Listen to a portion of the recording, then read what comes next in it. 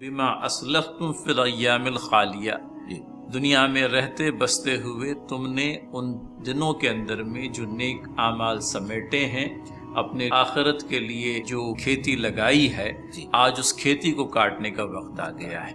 تو جو بوؤں گے وہ پاؤں گے۔ فیصل بھائی، قرآن مجید میں بھی اور عربی زبان میں بھی عیش کا لفظ آتا ہے۔ عام طور پر عیش و عشرت کہتے ہیں، اس معنوں میں نہیں لیا جاتا ہے۔ عیش کا لفظ عربی زبان میں زندگی کے لیے استعمال کیا جاتا ہے۔ آپ اس حدیث کو بھی یاد کیجئے، اللہم لا عیش الا عیش الآخرہ۔ اللہ کے رسول صلی اللہ علیہ وسلم جب خندق کو کھود رہے تھے تو کدال مارتے تھے اور آپ یہ شعر گنگنا رہے تھے کہ اے اللہ تعالیٰ، زندگی تو آخرت کی ہی زندگی ہے۔ تو یہاں پہ بھی اسی زندگی سے مراد ہے کہ ایک ایسی زندگی تمام جنتیوں کو ملے گی جس سے وہ راضی اور خوشی ہوگا۔ السلام علیکم ورحمۃ اللہ وبرکاتہ۔ عزیز ناظرین و ناظرات،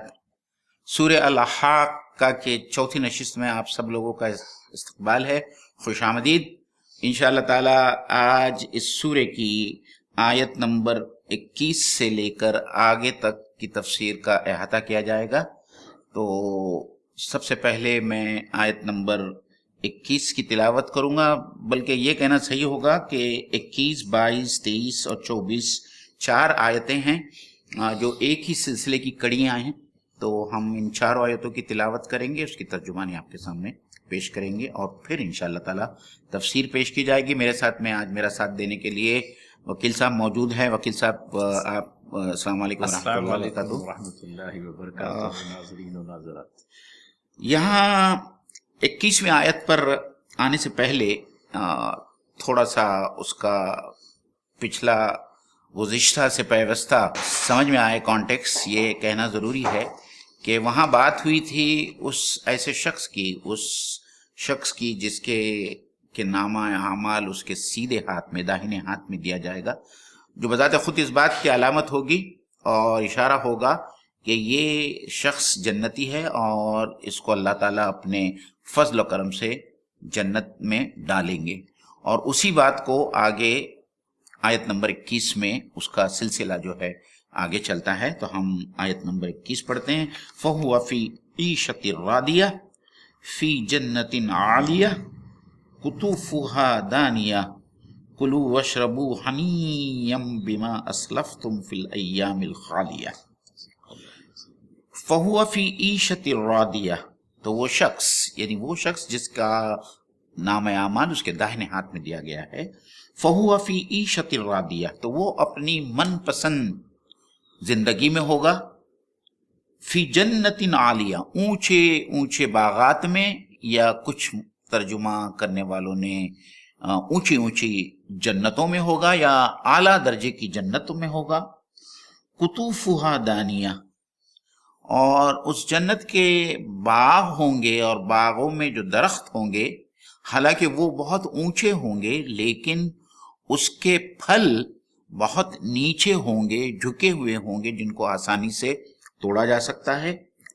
اور پھر اللہ تعالیٰ یہاں حکم دے رہا ہے یا کہہ رہا ہے، کلوا واشربوا حنیّا، مزہ لے کر کھاؤ اور پیو،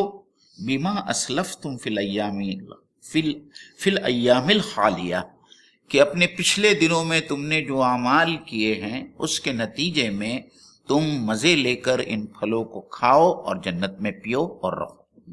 فَهُوَ فِي عِيشَةٍ رَاضِيَةٍ، دل پسند عیش میں، پسندیدہ عیش میں ہوں گے۔ اور پھر اس کے بعد میں یہ کہ یہ جو خاص کر کے باغ کی جس کیفیت کا تذکرہ کیا گیا ہے، معین بھائی کی گفتگو میں بھی یہ بات آئی، پسندیدہ یہ ہے کہ باغ جو ہے بلند مقام پر ہوں، اور یہ کہ ان کے پھلوں کے خوشے وہ اس طرح سے لٹک رہے ہو کہ کھانے والے کو ان خوشوں سے پھل حاصل کرنے میں کسی دقت کا سامنا پیش نہ آئے۔ تو یہ یوں کہہ لیجئے کہ اہل جنت کو گویا کہ اس بات کا مژدہ سنایا جا رہا ہے کہ جن جنتوں سے ان کو سابقہ پیش آنے جا رہا ہے، یا زیادہ مناسب الفاظ میں جن جنتوں سے وہ فیضیاب ہونے جا رہے ہیں، وہ جنتیں ایسی اور ایسی ہوں گی۔ معین بھائی، عربوں کو بہرحال ان کے باغات کی جو مخصوص شکل آئی ہے جی جی کہ کنارے پر کھجور کے درخت ہوتے تھے جی جس کے ذریعے سے گویا کہ ایک بارڈر لائن ہو گئی، جی پھر اس کے بیچ میں جو ہے انار کے اور انگوروں کی بیلیں ہوا کرتی تھی. جی تو یہ انگوروں کی بیلیں جو ہے وہ اس سے ہم نے بھی دیکھا ہے، انگور کے جو خوشے ہیں وہ بیلوں سے بالکل لٹکے ہوئے ہوتے ہیں، اور بس آپ نے ہاتھ بڑھایا اور انگور توڑ لیے. جی لومڑی کا معاملہ الگ تھا. جی جی تو بہرحال یہ انگور جو ہے میٹھے ہوں گے، جی اہل جنت کی دست رسم ہوں گے، جی اور اللہ تعالیٰ کے فضل سے ان کو کھانے کے لیے بھی جی کلوا واشربوا حنیم والی جو آیت آئی ہے، جی یعنی کھانے کے لیے آدمی کوئی دل پسند شے ہوتی ہے دنیا کے اندر میں، جی کھاتا جاتا ہے، لیکن بہرحال اس کے کھانے کی ایک لمٹ ہوتی ہے. جی جی اس لمٹ سے اگر وہ تجاوز کر گیا تو اس کے لیے تکلیف کھانا جو ہے وبال جان بھی بن جاتا ہے. جی لیکن اہل جنت کے ساتھ میں بفضل تعالی یہ معاملہ نہیں ہوگا. جی تو وہ چونکہ دار الجزا میں ہیں، اللہ تعالیٰ کے اذن و فضل سے سیر ہونے تک کے کھاتے رہیں، جی ان کو ان نعمتوں کے چھن جانے کا کوئی اندیشہ نہیں ہوگا، اور یہ کھانا ان کے لیے بہرحال وبال جات بننے سے بالکل بھی رہا. تو یہ ایک مخصوص مطلب یوں ہے کہہ لیجئے کہ دنیا کی نعمتوں کے ساتھ میں معین بھائی جو لمیٹیشنز لگے ہوئے ہیں، جو ریسٹرکشنز ہیں، جی بھئی یہ کھائیے اور وہ مت کھائیے، جی اس طرح کی کوئی چیز نہیں ہوگی، اور اسی طرح سے اتنا کھائیے اور اتنا مت کھائیے. تو رب تعالیٰ کی نعمتیں بے شمار ہیں، اور کھانے والے پر بھی کسی پرکار کی کوئی پابندی نہیں ہے. فَبِأَيِّ آلَاءِ رَبِّكُمَا تُكَذِّبَانِ. اور یہ ہنیم مزے سے کھاؤ، مزے سے جی تو مزے سے وہی شخص کھا سکتا ہے جو اندیشوں سے پاک ہو، جی اور چونکہ اہل جنت تمام قسم کے اندیشوں سے پاک ہوں گے لہٰذا وہ مزے سے کھائیں گے.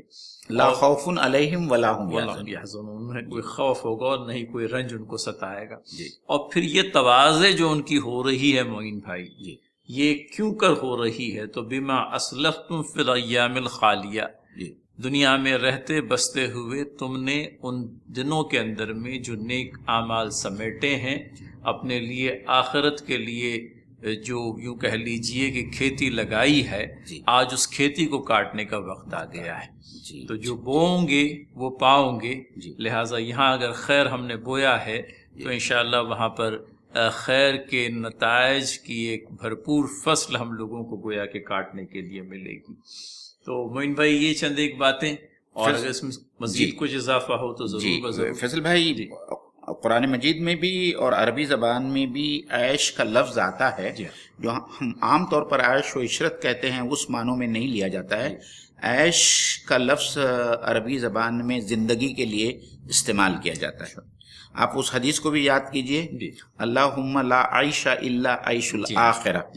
اللہ کے رسول صلی اللہ علیہ وسلم جب خندق کو کھود رہے تھے تو کدال مارتے تھے اور آپ یہ شعر گنگنا رہے تھے کہ اے اللہ تعالیٰ، زندگی تو آخرت کی ہی زندگی ہے. تو یہاں پہ بھی اسی زندگی سے مراد ہے کہ ایک ایسی زندگی تمام جنتیوں کو ملے گی جس سے وہ راضی اور خوشی ہوگا. اور ہم اس کو بھی سمجھ لیں کہ اس زمانے میں یا اس دنیا میں کوئی بھی آدمی ہو، چاہے وہ کتنا ہی امیر کیوں نہ ہو، بلینئرز میں کیوں نہ ہو، اس کی زندگی کی خوشیاں اور مسرتیں وہ محدود ہوں گی، کیونکہ بہرحال موت کا ڈر تو سب کو ہے اور سب کو مرنا ہے. تو جنت ہی ایک ایسی جگہ ہے جہاں اس کے لیے نہ کوئی خوف ہوگا نہ کوئی غم ہوگا. تو جنت کی زندگی ایسی ہوگی جو پسندیدہ زندگی ہوگی اس کی، جس میں وہ جو چاہے گا، جیسا کہ قرآن مجید میں اور کچھ جگہ پر آیا ہے کہ آپ جس چیز کی چاہ کریں گے وہ چیز آپ کے سامنے حاضر ہو جائیں گی. یہ بات تو آج بڑے سے بڑے امیر کو بھی حاصل نہیں ہے اس دنیا میں کہ وہ اس نے چاہا، اس کے دل میں کسی چیز کی طلب خواہش ہوئی اور وہ چیز اس کے سامنے آ گئی. یہ تو ممکن نہیں ہے اس دنیا میں. تو الحمدللہ ثم الحمدللہ، اللہ کے فضل و کرم سے جنتیوں کو یہ نعمت بھی ملے گی. اور جنتین عالیہ کے بارے میں آپ نے بہت صحیح کہا. کچھ مفسرین اس طرف بھی گئے ہیں کہ اعلیٰ درجے کی جنت، وہ یہ کہتے ہیں کہ جنتوں کے بھی مختلف درجات ہیں. جیسا پچھلی نشستوں میں بھی ہم لوگوں نے اس پہ بات کی تھی کہ 2 درجات جنتوں کے اتنے الگ الگ ہوں گے اور اتنا فاصلہ ہوگا 2 درجات میں جتنا کہ زمین اور آسمان کے درمیان فاصلہ ہے. تو آپ سوچئے کہ جو اعلیٰ درجے کی جنت ہوگی وہ کتنا اعلیٰ مقام ہوگا جن لوگوں کو بھی، جن نصیب والوں کو وہ حاصل ہوگا. تو اللہ تعالیٰ یہاں کہہ رہا ہے کہ ایسے اعلیٰ درجے کی جنت ان کے حصے میں آئے گی. اور پھر قطوفہا دانیہ کی آپ نے بڑی اچھی تشریح کی. قطف کہتے ہیں عربی زبان میں پھلوں کو توڑنے کے لیے، اور اسی سے بنا ہے قطوف، اور یہاں سے قطوف استعمال کیا گیا ہے کہ توڑے ہوئے پھل. مطلب وہ پھل جو توڑے جانے ہیں وہ اتنے نیچے ہوں گے کہ ہم کو یا جنتیوں کو اس کو حاصل کرنے میں ذرا سی بھی تکلیف یا دقت نہیں پیش آئے گی. اور پھر بعد میں آپ نے جو سب کہا میرے خیال سے وہ کافی ہے. لیکن ایک بات جس کی طرف ایک مفسر نے اشارہ کیا ہے، اور وہ یہ ہے کہ حالانکہ جنت جو ہے صرف اور صرف اللہ تعالیٰ کے فضل و کرم سے حاصل ہونے والی، یہ تو ہم بارہا سنتے آئے ہیں، پڑھتے آئے ہیں، آپ صلی اللہ علیہ وسلم کی حدیث بھی ہے. لیکن یہاں ہماری ترغیب کے لیے یا ہمارے درجات کو یا ہم کو اور زیادہ عزت دینے کی خاطر اللہ تعالیٰ جو اس جنت کا ملنا اس کو ہمارے اعمال کی طرف لوٹا رہا ہے کہ ہم نے جو نیک اعمال کیے، ہم ایمان لائے اور ہم نیک اعمال کیے، اس کے بدلے میں اللہ تعالیٰ ہم کو یہ جنت دے رہا ہے. حقیقت یہ ہے کہ یہ جنت صرف اور صرف اللہ تعالیٰ کے فضل و کرم سے ہوگی. لیکن یہ اللہ تعالیٰ جو ہے، اللہ تعالیٰ کی طرف سے جنتیوں کی تکریم ہے جو اللہ تعالیٰ یہاں بیان کر رہا ہے. بہرحال مومن بھائی، رب تعالیٰ کا یہ بھی وعدہ ہے جی کہ نیکوکاروں کا انجام جو ہے وہ بدکاروں جیسا نہیں ہوگا. نیکوکار جو ہے اپنی نیکیوں کے نتیجے میں اس انجام کو پہنچیں گے جس کا اللہ تعالیٰ ان کو مستحق ٹھہرائے گا. لیکن اور چونکہ رب تعالیٰ دنیا جہان کے تمام تر انصاف پسندوں سے زیادہ انصاف پسند ہے، لہٰذا ہم بجا طور پر اس ذات باری تعالیٰ سے اس بات کی امید رکھیں کہ وہ ہمارے اعمال صالحہ کو ضائع نہیں کرے گا، بلکہ وہ اعمال صالحہ کا جو ثواب ہے اعمال صالحہ کے تناسب میں کئی زیادہ بڑھا چڑھا کر کے وہ ہم کو عنایت کرے گا. اس بات کی امیدیں جا بجا قرآن میں رب تعالیٰ نے ہمیں دلائی ہے امیدیں، اور ہم رب تعالیٰ سے یہ بہترین امیدیں وابستہ رکھیں. جی آپ نے یہ ٹاپک چھیڑائی ہے فیصل بھائی، تو کچھ چیزیں ہم ناظرین کے سامنے رکھیں کہ اللہ تعالیٰ تو صرف نیک کام کرنے کی نیت پر اجر لکھ دیتا ہے نام اعمال، اور جب کیا جاتا ہے تو 10 گنا اس کا زیادہ اجر عطا فرماتا ہے. اس کے برعکس ہم اگر کوئی برا کام کرنے کی نیت کریں تو اللہ تعالیٰ اس وقت تک اس برے کام کو ہمارے اعمال نامے میں نہیں لکھتا، اس کے گناہ کو، جب تک کہ ہم اس کو کرنے کا ارتکاب نہیں کرتے. اور بعض نیکیاں تو ایسی بھی ہے جس میں قرآن مجید میں بھی اور احادیث میں بھی آتا ہے کہ اللہ تعالیٰ اس کے اجر کو 700 گنا تک بڑھا دیں گے. جیسا کہ اب رمضان کا مہینہ آنے والا ہے، اور رمضان کی فضیلت میں یہ بات بار بار آتی ہے کہ 1 سے 10 تو عام دنوں میں اللہ تعالیٰ اس کا اجر بڑھاتا ہے، اور رمضان میں 70 گنا بڑھا دیتا ہے. تو رمضان میں کی جانے والی نیکیوں کا اجر جو ہے 700 گنا بڑھ جاتا ہے. یہ صرف اللہ تعالیٰ کا فضل و کرم ہے، ورنہ کسی کی زبردستی نہیں تھی کہ آدمی جو بھی عمل کرتا اللہ تعالیٰ اس کے حساب اس کے مطابق اس کو ریوارڈ دیتا ہے یا اس کے مطابق اس کو اجر دیتا. جی بہت صحیح معنی. تو ہم لوگ اب اس شخص کی طرف چلتے ہیں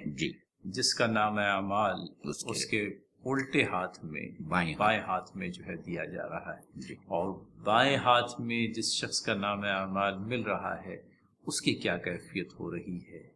اللہ تعالیٰ محفوظ رکھے ناظرین ہم سبھی کو، ہماری ناظرات کو بھی. تو لہٰذا موین بھائی آیات نمبر 25 سے 27 تک ہم لوگ پڑھ لیتے ہیں. میرے خیال سے یہ 29 تک پڑھ لیتے ہیں. 29 تک وہی معاملہ چل رہا ہے. اعوذ باللہ من الشیطان الرجیم. وَأَمَّا مَنْ أُوتِيَ كِتَابَهُ بِشِمَالِهِ فَيَقُولُ يَا لَيْتَنِي لَمْ أُوتَ كِتَابِيَهْ وَلَمْ أَدْرِ مَا حِسَابِيَهْ يَا لَيْتَهَا كَانَتِ الْقَاضِيَةَ مَا أَغْنَىٰ عَنِّي مَالِيَهْ هَلَكَ عَنِّي سُلْطَانِيَهْ. ترجمہ ملاحظہ فرمائے ناظرین، وہ شخص جس کا کہ نام اعمال اس کے بائیں ہاتھ میں دیا گیا، وہ کہے گا کاش ہمارا نام اعمال ہمیں دیا ہی نہ گیا ہوتا، اور ہمیں یہ معلوم ہی نہ ہوا ہوتا کہ ہمارا حساب کیا ہے۔ کاش وہی موت جو دنیا میں آئی تھی ہمارے لیے فیصلہ کن ہو گئی ہوتی۔ پھر وہ حسرت سے کہے گا جو مال اس نے جمع کیا تھا آج وہ مال اس کے کچھ بھی کام نہ آیا، اور مزید اس پہ اضافہ یہ بھی کہ اس کا اقتدار جو اسے دنیا میں حاصل تھا، حلقانی سلطانیہ، وہ اقتدار بھی اس سے چھن گیا، آج وہ اقتدار بھی کسی کام کا نہیں رہا۔ تو یہ ایک حسرت و یاس کی تصویر ہے ناظرین، جو اس شخص کی ہوگی جس کا نام اعمال اس کے بائیں ہاتھ میں دیا جائے گا۔ ایک ایسا شخص جو دنیا کے اندر تو یوں کہہ لیجئے کہ ہاتھوں ہاتھ لیا جاتا تھا، جس کے پاس میں مال بھی تھا، جس کے پاس میں مددگار بھی تھے، جس کے پاس میں بڑا سا لاؤ لشکر بھی تھا، لیکن یہی دنیا پرست انسان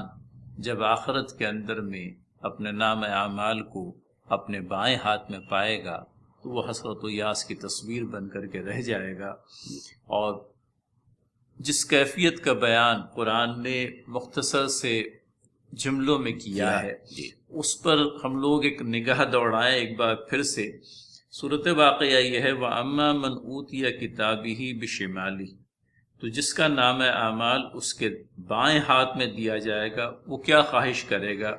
فَيَقُولُ يَا لَيْتَنِي لَمْ أُوتَ كِتَابِيَهْ، اے کاش میرا نام اعمال مجھے دیا ہی نہ گیا۔ لیکن یہ تو نہیں ہوتا ہے۔ آپ دیکھیے رب تعالیٰ کی اسکیم آف تھنگز، مشیت ازدی، اللہ تعالیٰ کا جو منصوبہ ہے دنیا اور آخرت کے لیے، اس میں تو یہ بات ہے کہ نام اعمال جس یوں کہہ لیجئے کہ باریکی سے لکھا گیا ہے، نام اعمال جس اہتمام سے لکھا گیا ہے، یہ ساری ایکسرسائز جو ہے ایکسرسائز برائے ایکسرسائز نہیں ہے، یہ تو فٹائل اور فضول قسم کی چیز ہوگی۔ تو کرامن کاتبین کے ذریعے سے ہمارے ہر ایک قول اور عمل کو جو لکھا جا رہا ہے اس اعمال نامے کو تو بہرحال پیش آنا ہے، اس کو تو بندوں کے سامنے لایا ہی جائے گا کہ اس اعمال نامے کے اندر میں وہ اپنی زندگی کا پورا کچا چٹھا پائیں۔ مثقال ذرۃ خیر یرا بھی دیکھ لیں اور مثقال ذرۃ شر یرا بھی دیکھ لیں، وہ عمل نامال اس اعتبار سے پریپورن ہوگا، اپنے آپ میں پر اہتمام ہوگا۔ پھر کہیں وہ شخص جس کا نام اعمال معین بھائی جس کے بائیں ہاتھ میں دیا گیا اس کو اپنی شومی قسمت کا اندازہ ہو چکا، اب اس کو نام اعمال پڑھنے کی بھی ضرورت نہیں۔ جس طرح سے پہلی آیت میں یہ بات گزری تھی کہ جس کا نام اعمال اس کے دائیں ہاتھ میں دیا گیا وہ بفضل تعالی موت سے لے کر کے میدان حشر میں پیش ہونے تک جن مراحل سے گزرا ہے، اور دنیا میں رہتے ہوئے اللہ تعالیٰ نے جو دولت ایمانی اس کو عنایت کی تھی اس ایمان کے مطابق اس کا جو عمل رہا ہے، آج اپنا نام اعمال اپنے سیدھے ہاتھ میں پانے کے بعد میں اسے یہ حاجت محسوس نہیں ہو رہی ہے کہ وہ خود اپنا نام اعمال پڑھے، بلکہ وہ لوگوں کو دیتا ہے، لو دیکھو میرا نام اعمال پڑھو۔ اور اس کے بالمقابل یہ ایک شخص ہے جو اپنا نام اعمال لیتا ہے اپنے بائیں ہاتھ میں اور کسی کی اس پر نگاہ نہ پڑے، لہٰذا اپنے وہ پیٹھ کے پیچھے۔ آپ نے صحیح بات کہی، کیونکہ قرآن مجید میں ایک جگہ یہ بھی آتا ہے کہ وراء ظہر، کہ وہ اپنا نام اعمال اپنے پیٹھ کے پیچھے لے گا۔ تو کہیں اس بات کا تھوڑا سا کنفیوژن ہوتا ہے کہ جو مجرم ہے ان کا نام اعمال قرآن مجید یہ کہہ رہا ہے کہ ان کے بائیں ہاتھ میں دیا جائے گا، اور دوسری سورہ میں یہ کہا جا رہا ہے کہ وہ اپنا بائیں اعمال نامہ اپنے پشت پر یا پیٹھ کے پیچھے لیں گے۔ تو اس کی تشریح اور تطبیق اس طریقے سے کی گئی ہے فیصل بھائی کہ جب وہ دیکھے گا کہ اتنے سارے لوگوں کے درمیان اس کی ذلت اور رسوائی ہو رہی ہے اور اس کا نام اعمال اس کے بائیں ہاتھ میں ملنا بذات خود اس بات کی دلیل ہے کہ یہ شخص گناہگار ہے اور یہ جہنم میں جھونکا جانے والا ہے، تو اپنی ذلت اور رسوائی کو چھپانے کے لیے وہ اپنا نام اعمال بائیں ہاتھ میں رکھنے کے بجائے اس کو اپنے پیٹھ کے پیچھے رکھ لے گا۔ تو ناظرین یہ بات، اور پھر اس کے بعد میں وہ یہ بھی وما ادری ما حسابیہ، اے کاش میرا کوئی حساب ہی نہ ہوتا، کیونکہ اب وہ جانتا ہے کہ حساب چونکہ ہونا ہی ہے،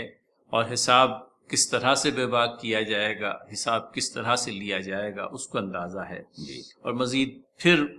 حسرت و یاس کی یہ تصویر اس وقت اپنے آپ میں مکمل ہو جاتی ہے جب وہ یہ کہتا ہے کہ دنیا میں مجھے جو موت آئی تھی وہی فیصلہ کن ہوتی، گویا کہ حشر میں میری حاضری کا کوئی موقع ہی نہ ہوتا۔ جی لیکن دنیا بھر کے تمام تر منکرین یہ بات اچھی طرح سے جان لیں کہ آج دنیا کے اندر میں اپنے انکار سے تائب ہو کر رب تعالیٰ پر اقرار کرنے کی مہلت اور موقع موجود ہے، جی لہٰذا اس سے فائدہ اٹھائیں، وگرنہ حسرت و یاس کی یہ تصویر جو قرآن نے بہت ہی واضح انداز میں کھینچی ہے، جی وہ تصویر بننے کے لیے تیار ہو جائیں۔ اللہ تعالی ہمیں بھی مامون و محفوظ رکھے، اور ہم تو نبی کریم صلی اللہ علیہ وسلم کی امت کا حصہ ہونے کی حیثیت سے اس بات کی دعا اور توقع رکھتے ہیں کہ تمام تر بندگان خدا کو اللہ تعالیٰ اس دنیا کے اندر میں اپنے انکار سے تائب ہو کر اللہ تعالیٰ کا اقرار کرنے کی توفیق عنایت کرے۔ فضل بھائی، یہ بات بھی کتنی عجیب ہے کہ زندگی میں رہتے ہوئے کوئی بھی شخص مرنا نہیں چاہتا،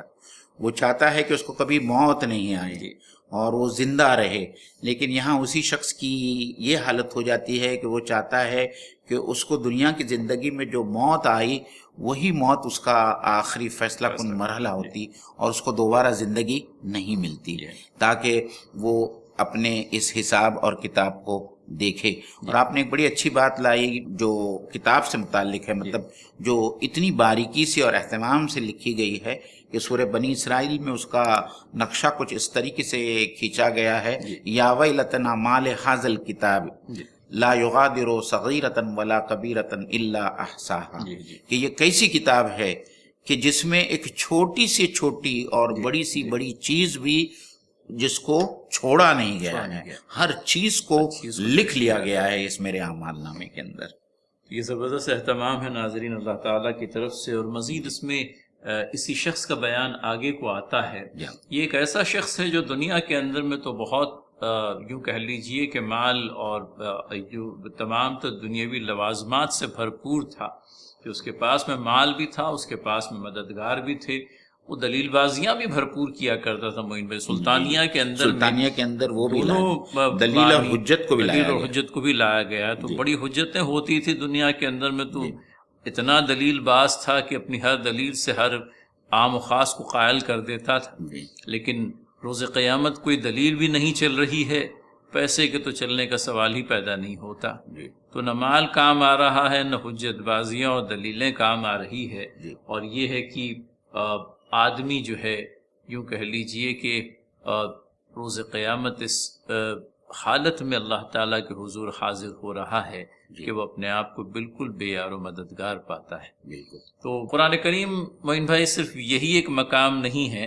جہاں حسرت و یاس کی اس تصویر کو کھینچا گیا ہے، بلکہ کئی ایک مقامات ہیں۔ یقول یا لیتنی قدمت لی حیاتی، یہ آیت بھی بہت چونکا دینے والی، بہت چونکا دینے۔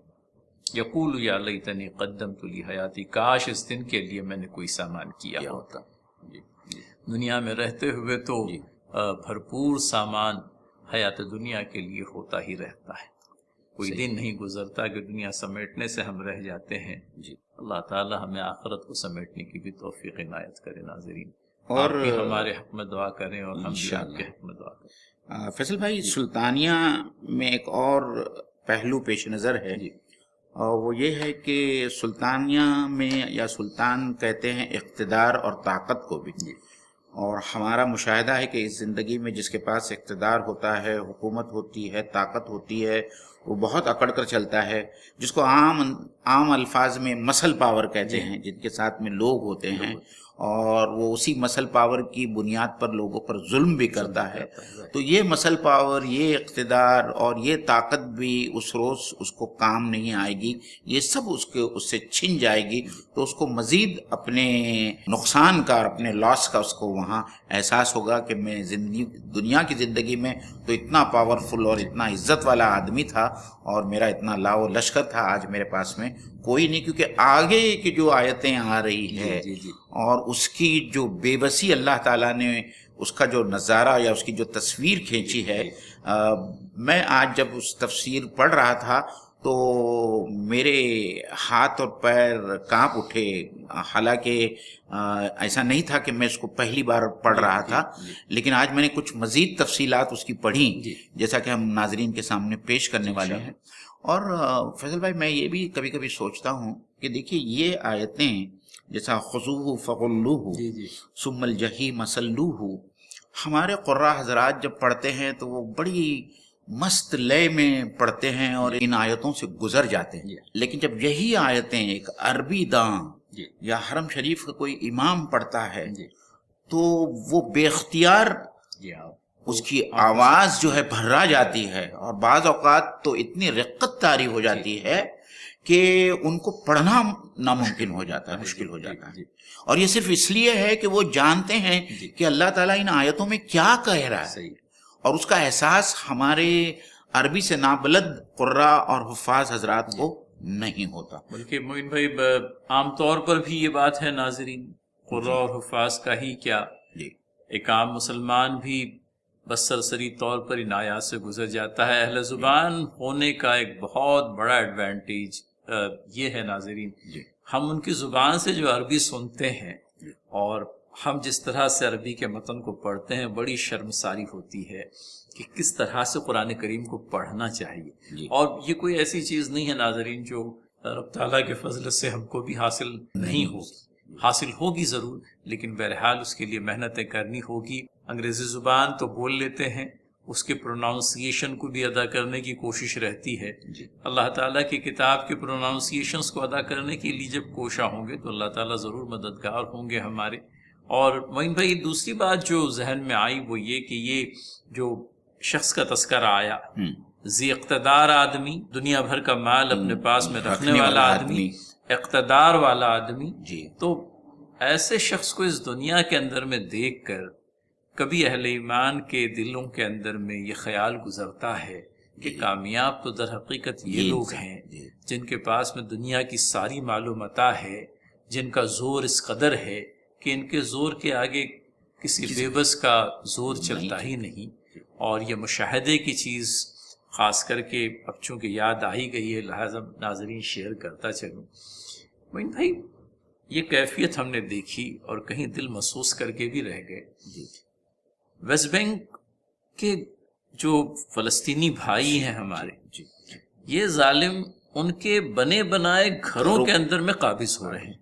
اور ان کو اپنے گھروں سے جو ہے نکلنے پر مجبور کیا جا رہا۔ مجھے یہ خیال گزرا کہ یہ کیا زیادتی ہے، زمین اللہ تعالیٰ کی، سارے آسمان اللہ تعالیٰ کے، پوری کی پوری کائنات اللہ تعالیٰ کی، اور اللہ تعالیٰ کی اس زمین کے اوپر یہ ظلم۔ اور پھر کہیں خیال آیا کہ ٹھیک ہے آج اقتدار کا زور بہت زیادہ ہے، لیکن اہل ایمان کے لیے یہ جو بشارت موجود ہے اللہ تعالیٰ کی کتاب کے اندر میں کہ اس دنیا کے اندر میں ٹھیک ہے اللہ تعالیٰ نے رسی کو دراز کر رکھا ہے، وہ وقت بھی آئے گا جب اللہ تعالیٰ اس دراز کی رسی کو کھینچیں گے، لیکن آخرت کے سلسلے میں یہ بات بالکل بلا شبہ ہم لوگوں کے ذہن و دماغ میں رہے کہ دنیا کے جو ذی اقتدار ہیں ان کی آخرت میں کیا تصویر ہوگی۔ اور یہ یہاں کے ظلم و جور سے اللہ تعالیٰ کے فضل سے آگے پیچھے آگے رب تعالیٰ نے چاہا ہم نجات پالیں گے، لیکن وہاں یہ ظالم جو ہیں نجات کی ان کی کوئی امید نہیں ہوگی، بلکہ یوں کہہ لیجئے کہ جو دنیا کے اندر میں انہوں نے مظالم ڈھائے ہیں ان کا بھرپور بدلہ اللہ تعالیٰ جو ہے روز قیامت عنایت کریں گے۔ تو یہ بات بھی ہم لوگوں کے لیے اللہ تعالیٰ کی طرف سے اہل ایمان کے لیے تو یہ اپنے آپ میں ایک بہت بڑی بشارت، اور اس بشارت پر ہمارا یقین ہو، اور یہی یقین اللہ تعالیٰ نے چاہا ہمیں داخل جنت کرنے کا سبب بھی بنے گا۔ تو ناظرین سنیے اس آیت کو، اور اللہ تعالیٰ کا اسلوب بھی دیکھیے کہ کس اسلوب سے اس آیت کو بیان کیا ہے۔ آیات نمبر 30 پر ہم 30 سے جائیں گے۔ خذوہ، اللہ تعالیٰ اس شخص کے بارے میں کہتا ہے جو جہنمی ہے، جس کا نام اعمال بائیں ہاتھ میں، خذوہ، اس کو پکڑو، فغلوہ، اور پھر اس کے گلے میں توق ڈال دو، ثم الجحیم صلوہ، اور پھر اسے جہنم میں پھینک دو، ثم فی سلسلۃ ذرعوہا 70 ذراعا فاسلقوہ، اور پھر 70 ہاتھ لمبی زنجیروں میں اس کو جکڑ لو. تو یہ پورا کا پورا اہتمام ہے، اور یہ اہل دوزخ کی جو تصویر ہے اس کو ایک مکمل انداز میں پیش کیا گیا ہے جی. اور یہ بتلانے کے لیے کہ آپ یوں کہہ لیجئے کہ قبیضہ خاطر نہ ہو. ہم نے مجرموں کی تباضے کا دوزخ میں جو سامان کر رکھا ہے جی. اس کو آپ اس دنیا کے اندر میں ملاحظہ فرمائیں. آج تو یوں کہہ لیجئے کہ ان کی پہنچ بہت دور تک ہے، ان کا اقتدار بہت پھیلا ہوا دکھائی دیتا ہے اور دندناتے پھر رہے ہیں. جی. کل جب اللہ تعالیٰ ان کو مغلوب کرے گا جی. تو یہ صورت واقعہ ہوگی کہ فرشتوں کو حکم ہوگا جی. کہ پکڑو انہیں. پھر وہ توق جس کے ڈالنے کے نتیجے میں گردنیں اکڑ جائے گی، جی. اور یہ کہ جسم جو ہے اپنے آپ میں ایک طرح کی کسمساہٹ محسوس کرے گا. جی. پھر مزید یہ کہ اس جکڑی ہوئی حالت کے اندر میں اسے دوزخ کے اندر میں ڈال دو، اور مزید یہ کہ اسے 70 ہاتھوں لمبی زنجیر سے یوں کہہ لیجئے کہ اس کو قید کر لو. جی. اب یہ زنجیر کے سلسلے میں بھی، اور یہ 70 ہاتھ لمبی زنجیر، میں نے آج جو تفسیریں پڑھی ہیں فیصل بھائی، میں بیان نہیں کر سکتا کہ ان روایات میں ان آیات کے سلسلے میں جو تفصیلات آئی ہیں. سب سے پہلے بات تو یہ کہ جب اللہ تعالیٰ حکم دے گا تو بہت سارے فرشتے دوڑ پڑیں گے کہ اس مجرم کے گلے میں کیسے میں سب سے پہلے توق ڈال دوں. سب سے پہلے توق میرے خیال سے ہمارے ناظرین واقف ہے، جو گلے میں میرے خیال سے انگلش میں مجھے ٹرم یاد نہیں آ رہا ہے اس کے لیے، اس طریقے سے پہنایا جاتا ہے کہ پورا گلا جو ہے وہ، ہم نے پرانے قیدیوں کو دیکھا ہے اس طریقے کے توق کے اندر. اور پھر اللہ تعالیٰ کہتا ہے کہ ثم الجحیم صلوہ. اور پھر جو آگے والی آیت ہے، یہ جو زنجیر کا جو سلسلہ یا زنجیر کی بات یہاں آئی ہے، احادیث کے اندر کچھ روایتیں اس سے ملتی ہے فیصل بھائی کہ یہ زنجیریں 70 ہاتھ ہماری 70 میٹر نہیں ہیں، یہ فرشتوں کے 70 ہاتھ لمبی زنجیریں ہوں گی. اور اتنی لمبی زنجیریں ہوں گی، اور اس کو کس سلکہ کا لفظ عربی زبان میں پیرونے کو بھی کہتے ہیں. جس طریقے سے تسبیح کے دانے دھاگے میں پیروئے جاتے ہیں، تو مفسرین نے بھی یہ لکھا ہے اور روایات کی روشنی میں بھی یہ بات سمجھ میں آتی ہے کہ یہ زنجیر ان کی شرمگاہ سے ڈال کر ان کے منہ سے نکالی جائے گی. اللہ آپ سوچئے، اب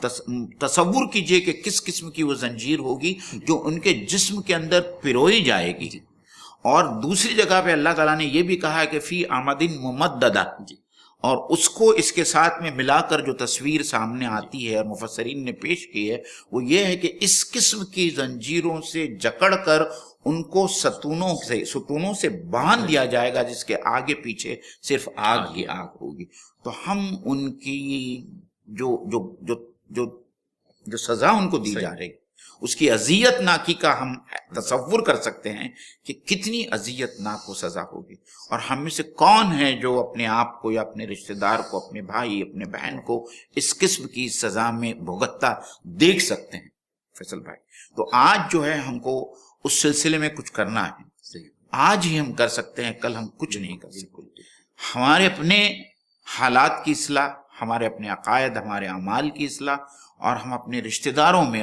اپنے گھر والوں کے بارے میں بھی سوچیں کہ خدا نہ خواستہ اگر وہ ان لوگوں میں شامل نہیں ہوتے جن کا اعمال نامہ ان کے داہنے ہاتھ میں دیا جانے والا ہے، تو پھر ان کو بھی اس سزا کو بھگتنا ہے خدا نہ خواستہ. تو اللہ تعالیٰ کا وعدہ ہے ایمان والوں کے لیے، اور جو عمل صالح کریں گے کہ اللہ تعالیٰ ان کے گناہوں کی بھی اللہ تعالیٰ مغفرت فرمائے گا. اور یہ سزا جو ہے وہ کافر مشرکوں کے ہاتھ آئے گی، یا یہ سزا کافر اور مشرکوں کو دی جائے گی. اور اللہ تعالیٰ سے صرف ہم یہی دعا کر سکتے ہیں کہ اللہ تعالیٰ ہم سب کو محفوظ اور معمون فرمائے. اور اسی لیے وہ اللہ کے رسول صلی اللہ علیہ وسلم، اور میں ناظرین سن لیں اس کو کہ یہ مسنون دعا ہے اللہ کے رسول صلی اللہ علیہ وسلم فجر کی نماز کے بعد اور مغرب کی نماز کے بعد میں 7 مرتبہ یہ دعا پڑھتے تھے، اللہم اجرنا من النار، اللہم اجرنا من النار. اور روایت میں یہ بھی آتا ہے کہ جو شخص صبح فجر کی نماز کے بعد میں 7 بار یہ دعا مانگے اور مغرب تک اگر اس کا انتقال ہوتا ہے تو اللہ تعالیٰ اسے جہنم سے بچا لیں گے. اور جو شخص مغرب کی نماز کے بعد میں یہ دعا 7 مرتبہ پڑھتا ہے اور اگر اس کا رات میں انتقال ہو جاتا ہے تو اللہ تعالیٰ اس شخص کی جہنم سے حفاظت فرمائے. بہت آسان دعا ہے یاد کرنے کے لیے، ایک معمول بنانے کی اور اس کو معمول بنانے کی ضرورت ہے. موین بھائی پھر اب ان وجوہات پر کہ آخر یہ شخص جو ہے اس انجام بد سے کیوں دوچار ہوا اور اس نے دنیا کے اندر میں اس کا کیا رویہ رہا اور آخر کار اس کا یہی رویہ اسے وارد جہنم کرنے کے لیے کافی ثابت ہوا. تو ہم لوگ آیات نمبر 33 اور 34 اور پھر اگر سمجھ لیجئے آیت نمبر 35 کو ہم شامل کر لیں، بلکہ ہم 37 تک جائیں. جی. انہو کان لا یؤمن باللہ العظیم ولا یحض علی طعام المسکین فلیس له اليوم ہاہنا حمیم ولا طعام الا من غسلین لا یاکلہ الا الخاطئون. صدق اللہ العظیم. ترجمہ ملاحظہ فرمایا ناظرین، یہ خدائے عظیم پر ایمان نہیں رکھتا تھا اور مزید یہ مسکینوں کو کھانا کھلانے کے لیے وہ لوگوں کو نہیں ابھارتا تھا، یعنی نہ خود مسکینوں پر خرچ کرتا تھا نہ دوسروں کو اس نیکی کی راہ پر ابھارتا تھا. پھر مزید اضافہ یہ کہ فَلَيْسَ لَهُ الْيَوْمَ هَاهُنَا حَمِيمٌ، آج نہ کوئی اس کا ہمدرد ہے نہ کوئی اس کا مددگار ہے. اور اس کے لیے جو کھانا اللہ تعالیٰ نے یوں کہہ لیجئے کہ اس کی تواضع کے لیے وہاں بنا رکھا ہے، جو مہیا کر رکھا ہے، وہ یہ کہ ناپاک اور گندی چیزوں کے دھون کے علاوہ اسے کوئی کھانا وہاں میسر نہیں آئے گا. اور یہ کھانا وہ کھاتے ہیں جو اللہ تعالیٰ کے مجرم ہیں. یہ غذا ان مجرموں کے لیے خاص ہوگی جسے دوسرے نہیں کھائیں گے. تو یہ مزید اضافہ یوں کہہ لیجئے کہ پچھلی آیت تک کے جو کچھ ہم نے سنا، جو کچھ ہم نے پڑھا، اب اس کے بعد میں کھانے کی ضرورت کو لے کر کے جو بات آئی ہے وہ موین بھائی وجہ بیان ہو رہی ہے کہ اس انجام بد کو یہ شخص کیوں پہنچا. تو بنیادی وجہ تو انکار کی وجہ ہے کہ وہ اللہ بزرگ و برتر پر، اللہ جو عظیم ہے، اس اللہ تعالیٰ پر ایمان ہی نہیں رکھتا تھا. اور ایمان کے نہ رکھنے کے نتیجے میں جو چیز ہوتی ہے وہ یہ کہ اگر اللہ میرا معبود نہیں ہے تو پھر معبودان باطل میرے معبود بن جاتے ہیں. اور یہ شخص جس کی تصویر یہاں کھینچی گئی ہے اس کے تعلق سے معین بھائی یہ معلوم پڑتا ہے کہ اس نے اپنے مال کو ہی اپنا معبود بنا لیا تھا. اور اس کی صورت یہ ہے کہ مال کے خرچ کرنے میں، اللہ تعالیٰ کے بندوں پر اپنے مال کو خرچ کرنے میں وہ انتہائی درجے کا بخیل واقع ہوا. اس اعتبار سے کہ نہ بذات خود اپنا مال خرچ کرتا ہے، اپنی بخالت کو چھپانے کے لیے وہ دوسروں کو بھی بخالت پر ابھارتا ہے. اگر میں کسی مسکین کو کھانا نہیں کھلا رہا ہوں تو کوئی اور بھی اس کو کھانا نہ کھلائے، کہ اگر وہ مسکین کو کوئی دوسرا شخص کھانا کھلائے گا تو میری کنجوسی پر، میری حد درجہ بخالت پر جو پردہ پڑا ہوا ہے وہ اڑ جائے گا. معین بھائی میں سمجھتا ہوں ہمیں اس سلسلے میں سورہ معون کے اندر میں بھی کچھ یوں کہہ لیجئے کہ ایسے شخص کی ایک تصویر وہاں پر بھی ملتی ہے. الیتیم، جو یتیم کو دھکا دیتا ہے، بھگاتا ہے، ولا یحض طعام المسکین. اس بات میں فرق کرنا ہوگا فیصل بھائی، یہاں صرف کھلانے کی بات نہیں کی جا رہی بلکہ کھلانے پر اکسانا اور ترغیب، یعنی ایک ایسا ماحول ہم کو ہمارے معاشرے میں بنانا ہے کہ جہاں لوگ ایک دوسرے کو غریبوں اور مسکینوں کی مدد کرنے کے اوپر اکسائیں، ابھاریں، جس میں ہم کو خود کو بھی کام کرنا ہوگا اور دوسروں کو بھی اس کی تلقین کرنا ہوگا. اور آپ نے صحیح کہا کہ یہ اس شخص کے لیے بہت مشکل ہے کہ جس کا پیسہ لگتا ہی جس کا پورا خدا بنا ہوا ہے نا، جس کو اللہ کے رسول صلی اللہ علیہ وسلم نے عبد النار اور عبد الدرہم کہا ہے کہ جو درہم اور دینار کا بندہ ہے، ظاہری بات ہے کہ وہ درہم اور دینار کس طریقے سے غریبوں پر خرچ کر سکتا ہے. اور دوسری بات فیصل بھائی یہ ہے کہ یہاں اللہ تعالی پر ایمان نہیں لانا، تو اس میں وہ تمام لوگ شامل ہو جاتے ہیں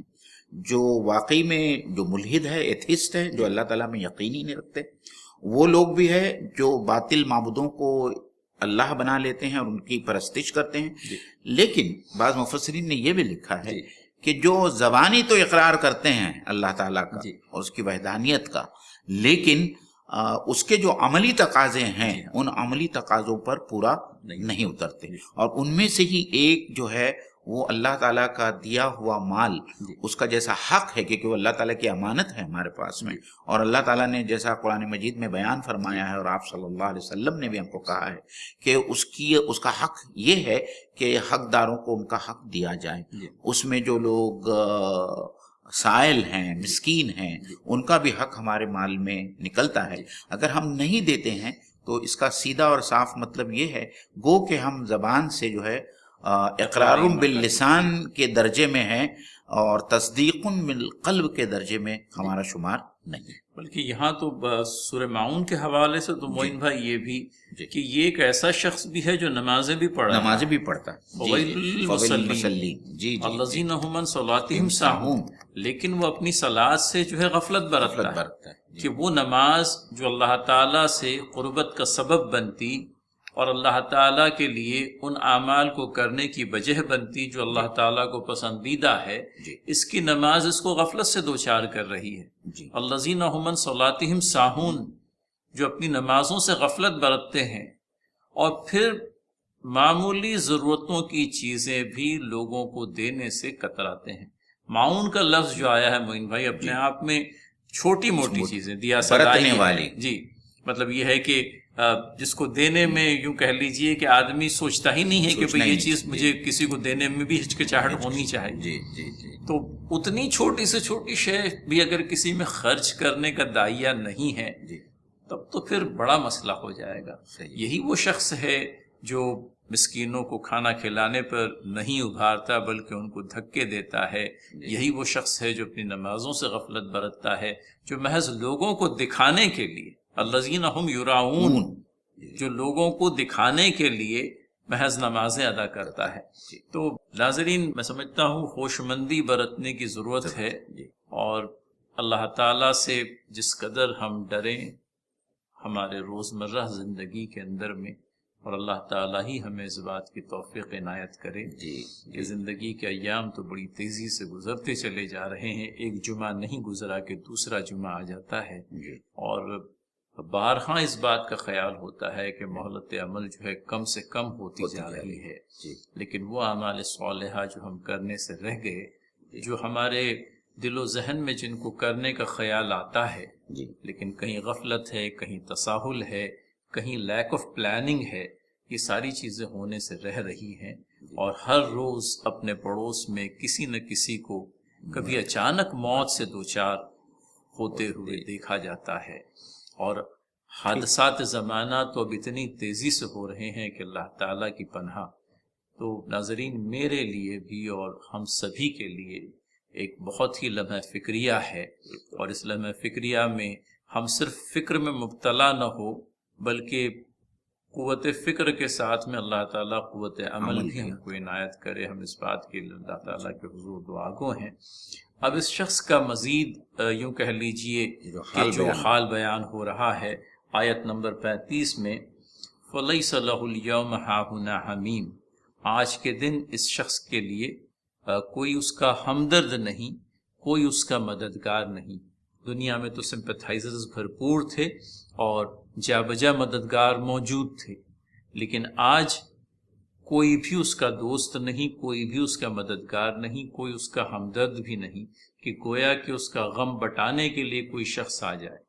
ایسی بھی صورت نہیں ہے، بلکہ یہ نفس نفسی کا وہ عالم ہے کہ اس کے عذاب کا کوئی بھی حصہ، شمع برابر حصہ، کوئی اپنے ذمے لینے کے لیے تیار نہیں، بلکہ اپنے عذاب کو شروع سے لے کر آخر تک بلا شرکت غیر وہ خود ہی بھگت رہا ہے. لا تزر وازرۃ وزر اخری، بہت مشہور آیت ہے اور بہت بار قرآن مجید میں آئی ہے کہ کوئی دوسرا شخص کسی شخص کا بوجھ نہیں اٹھا سکے گا اس سے. تو اور پھر اس کے بعد میں مزید یہ بھی معین بھائی آیت نمبر 36 میں ولا طعام الا من غسلین، اور اس کو جو ہے زخموں کے دھون کے علاوہ کوئی اور پاک صاف ستھری شے کھانے کے لیے یا پینے کے لیے نہیں دی جائے گی۔ دوسری جگہ پہ زقوم کا بھی لفظ آیا زخم ہے، کا بھی لفظ آیا ہے۔ اور پھر سورہ غاشیہ میں بھی ایک لفظ لایا ہے اللہ تعالیٰ نے، کانٹی دار جھاڑیاں۔ جی تو ان سب سے کہنا مقصود یہی ہے جی کہ وہاں جو جہنمیوں کے لیے جو کھانا دیا جائے گا، نہ اس سے بھوک مٹے گی، نہ جی اس میں کوئی مزہ ہوگا، جی اور نہ ہی اس سے کوئی توانائی حاصل ہوگی، اور وہ اتنی زہریلی اور اتنی کڑوی ہوگی کہ اس کو حلق سے نیچے اتارنا جہنمیوں کے لیے مشکل ہو جائے گا، اور پانی اتنا کھولتا ہوا ہوگا کہ وہ اس کی آنتوں کو کاٹ دے گا، گرم پانی۔ ہم امیجن کریں فیصل بھائی، میں کبھی کبھی سوچتا ہوں کہ آج ہم اپنے دوستوں کے ساتھ میں، یہاں جو حمیم کا لفظ آیا ہے اس عربی زبان میں، ایسے دوست کو جو بہت ہی کلوز کمپینین ہو، ایسے دوست کو، ایسے ہم بہت سارے دوستوں کے ساتھ میں آج بیٹھتے ہیں، ہماری راتیں بسر ہوتی ہیں، اور راتوں کا ایک بڑا حصہ جو ہے ہم جا کر باہر ڈھابوں پر بیٹھتے ہیں، کھاتے ہیں، اور ہماری فجر کی نمازیں غائب ہو جاتی ہیں۔ قیامت کے دن یہ دوست ہمارے کوئی کام نہیں آنے والے۔ اور آج ہم جب کھانے کے لیے بیٹھتے ہیں اللہ کے فضل و کرم سے، تو میں سمجھتا ہوں ہم میں سے ہر آدمی اتنا کچھ کھاتا ہے، اور اس کا کھانا جو ہوتا ہے وہ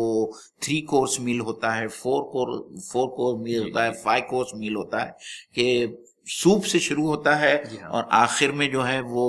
سویٹ ڈش کے اوپر ختم ہوتا ہے۔ اور کبھی کبھی تو آج کل کے ہمارے نوجوان بچوں کو اور ہمارے بچوں کو ایسی کچھ عادت لگ جاتی ہے کہ چٹنی، اچار اور پاپڑ اور تھمز اپ اور لمکا کے بغیر کھانا وہ کھا نہیں سکتے۔ تو ہم کو یہ سوچنا ہے کہ خدا نخواستہ اگر اللہ تعالیٰ نے ہماری اپنی کرتوتوں کی وجہ سے اگر ہمیں یا ہمارے کسی اہل خانہ کو یا دوست کو جہنم میں ڈال دیا، تو یہ کھانا جو اللہ تعالیٰ وہاں دینے والا ہے، یہ کھانا ہم کس طریقے سے کھا سکتے ہیں؟ بہت سی میں اس میں ایک اضافی بات یہ کرنا چاہوں گا کہ یہ جو غسلین والی بات آئی ہے کہ زخموں کے دھون کا کھانا جو ہے کھلایا جائے گا، تو وہ جو اس میں صاحب تدبر قرآن نے یہ بات لائی ہے کہ یہ شخص چونکہ اپنے مال سے انفاق نہیں کرتا تھا، انفاق در حقیقت اللہ تعالیٰ کی راہ میں کیا جانے والا خرچ، ناظرین، ہمارے مال کو جو ہے، ہمارے مال کی ناپاکی کو دور کر دیتا ہے اور ہمارے مال کو پاک کر دیتا ہے۔ زکوٰۃ کے سلسلے میں بھی یہ بات آتی ہے کہ زکوٰۃ کی ادائیگی کے نتیجے میں ہمارا مال جو ہے پاک و صاف ہو جاتا ہے، لیکن چونکہ اللہ تعالیٰ کی راہ میں انفاق نہیں کیا گیا، اللہ تعالیٰ نے جو زکوٰۃ فرض کی تھی وہ مال میں سے ادا نہیں کی گئی، لہٰذا یہ مال جو ہے پاکیزہ ہونے سے رہ گیا۔ اور ایک شخص جس نے اپنے مال کو پاکیزہ کرنے کی کوئی سعی و جہد نہیں کی، اور جس کے نتیجے میں اس کا مال ناپاک رہ گیا، آج دوزخ کے اندر میں اس کی تواضع کے لیے ناپاک اور گندی چیزیں ہی پیش کی جا رہی ہے، مثلاً زخموں کا دھون۔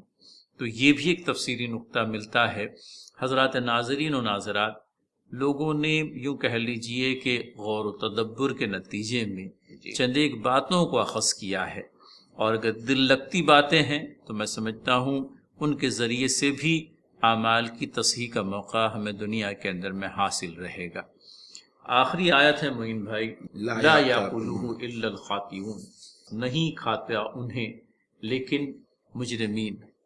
اللہ تعالیٰ کے جو مجرم ہیں ان لوگوں کے لیے یہ غذا اللہ تعالیٰ نے وہاں پر مخصوص طور پر بنا رکھی ہے، جو کہ فراہم مہیا کر رکھی ہے۔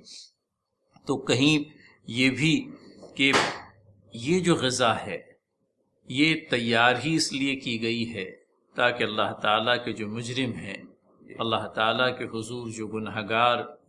گنہگارانہ زندگی جنہوں نے گزاری ہے، ان لوگوں کے لیے مخصوص طور پر یہ اہتمام کیا گیا ہے۔ تو ناظرین، اس طرح سے ہم اس سورہ کی آیت نمبر 37 تک بفضل تعالیٰ پہنچ پائے ہیں، اور میں سمجھتا ہوں کہ اس آیت کے ساتھ میں ان اشخاص کا بیان مکمل ہوا جن کا نام اعمال ان کے بائیں ہاتھ میں دیا جائے گا، اور اس سے پہلے جن لوگوں کا نام اعمال ان کے دائیں ہاتھ میں دیا جائے گا، ان کے بھی حالات جو قیامت میں روز محشر ان کو پیش آئیں گے، ان کا تذکرہ ہم نے کیا۔